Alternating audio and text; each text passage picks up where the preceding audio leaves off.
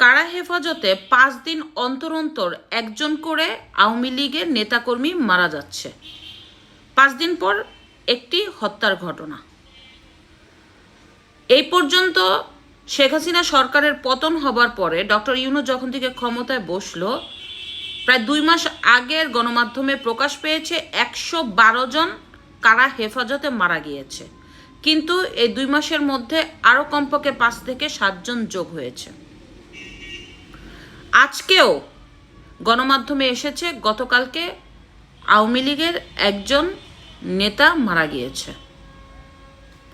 যথাযথ চিকিৎসার অভাবে, খাবারের অভাবে, শুধুমাত্র ভিন্ন মতের বলে, ভিন্ন দল আওয়ামী লীগের বলে উদ্দেশ্য প্রণোদিতভাবে তাদেরকে মৃত্যুর দিকে ঠেলে দেওয়া হচ্ছে। তাহলে এটা কি মানবতা লঙ্ঘন না?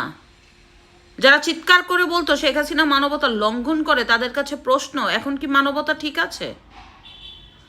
আপনারা কয়দিন আগে দেখেছেন যে শিল্পমন্ত্রী মারা গেল, সে কিন্তু ডিভিশন পাওয়ার যোগ্য, তারপরও লোকটা ডেঙ্গু হলো, কিন্তু তাকে যথাযথ চিকিৎসা দেওয়া হয় নাই। সেই ঢাকা মেডিকেলের বারান্দায় তাকে শুয়ায় রাখা হলো। এরপরে প্রায় অনেকের সাথে ওয়ার্ডে দিল, নোংরা ওয়ার্ডে লোকটাকে হ্যান্ডকাপ মৃত্যু অবস্থায় পড়া ছিল, অবহেলায় মৃত্যুর দিকে ঠেলে দিল। তাহলে একজন শিল্পমন্ত্রী যদি এই অবস্থা হয়, তাহলে যেসব নেতাকর্মীরা মানুষের গণার বাহিরে, অনেকেই চিনে অনেকে চিনে না, অন্যান্য কারা হেফাজতে যে জেলার মধ্যে আছে, তাদের কি সাংঘাতিক অবস্থা?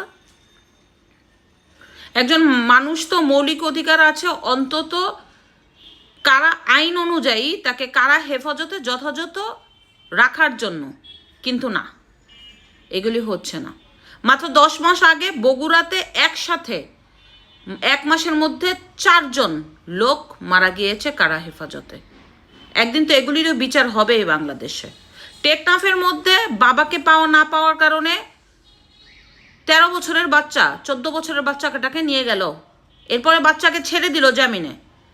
1 বছর পরে সেই বাবাকে পাওয়া গেল, বাবাকে ধরার একদিন পরেই তার করুণ মৃত্যু হলো।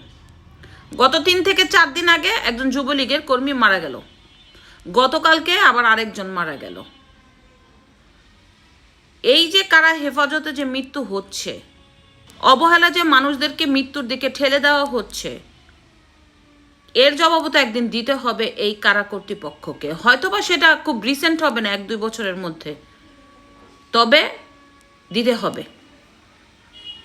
মনে রাখতে হবে সময় খুব অল্প, পৃথিবী গোল, ছোট্ট, ঘুরে ফিরে প্রকৃতি প্রতিশোধ নেয়।